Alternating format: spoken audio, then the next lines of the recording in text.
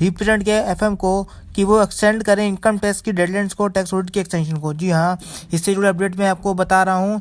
जैसे कोविड-19 की third wave चल रही है, लॉकडाउन हो रहा है, रिस्ट्रिक्शंस हो रहे हैं, कर्फ्यूज़ भी इम्पोज कर रही है गवर्नमेंट, जिस कारण से क्या हो रहा है कि जो सीएस हैं, प्रोफेशनल्स हैं और टैक्स पेयर्स हैं, उनको रिटर्न्स फाइलिंग्स में दिक्कतें आ रही हैं।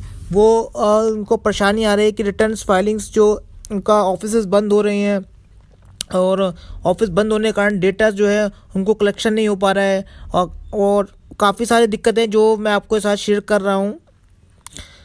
जैसे सबसे पहले इनकम टैक्स पोर्टल में भी जो इश्यूज़ आ रहे हैं, लॉगिन के इश्यूज़ आ रहे हैं, टैक्स पेयर को लॉगिन इश्यूज़ आ रहे हैं, जिस कारण क्या हो रहा है कि वो मल्टीपल अटैम्प्ट कर रहा है।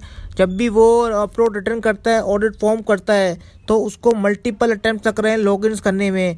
लास्ट मिनट्स अपडेशन, जी हाँ, अभी जैसे 3CA 3CD और 3CB 3CD जो है 6 जनवरी को अपडेट किया गया है, इसकी एक्सएमएल को, इसकी यूटिलिटीज़ को अपडेट किया गया है।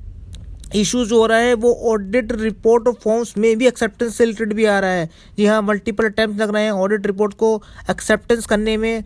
ITS की एक्नॉलेजमेंट्स जो है वो अवेलेबल नहीं हो रही साइट्स पर। आपने फाइल कर दिया रिटर्न, लेकिन जब आप डाउनलोड कर रहे हैं तो उसमें कुछ भी शो नहीं हो रहा है।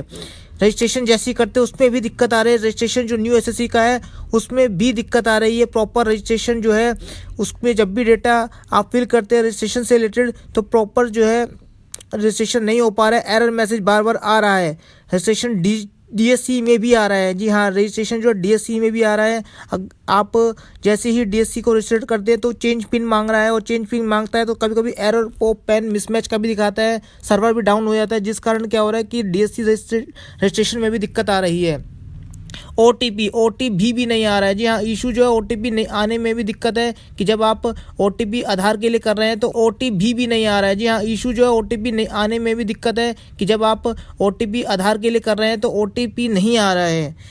फिर ITR जो 6 है, जो कंपनी जिन्होंने नए सेक्शन 115BAA या 115BAB जो लेना ऑप्ट करना चाह रही हैं, उनको फॉर्म 10IC फाइल करने में भी दिक्कत आ रही है, क्योंकि पोर्टल जो है जब आप 10IC फाइल कर रहे हैं तो उसमें भी इश्यूज़ आ रहे हैं, वो फॉर्म्स उसमें भी दिक्कत आ रही हैं। AIS फॉर्म 26A जो है उसको रिकन्सिलेशन करना एक बड़ी चुनौती है, उसको भी रिकन्सिलेशन करना है, और उसको रिकन्सिलेशन करने के बाद आपको रिटर्न फाइल करनी है, तो ये भी एक्स्ट्रा कंप्लाइंसेस है।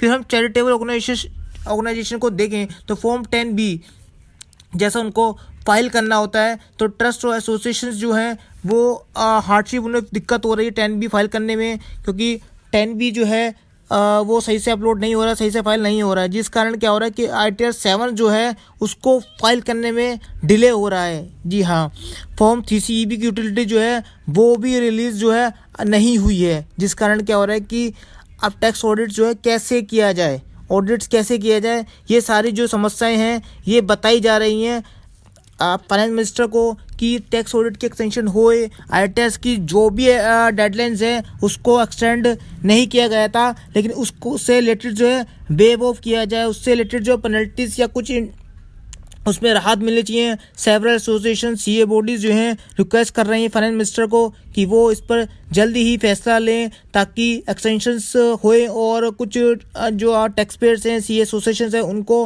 राहत मिल सके। ये एक जुड़ा अपडेट था जो मैं आपके साथ शेयर किया है। चैनल को लेटेस्ट अपडेट नॉलेज के लिए लाइक एंड सब्सक्राइब कीजिए, ताकि आप लेटेस्ट इन्फॉर्मेशन जल्दी ही जान सके।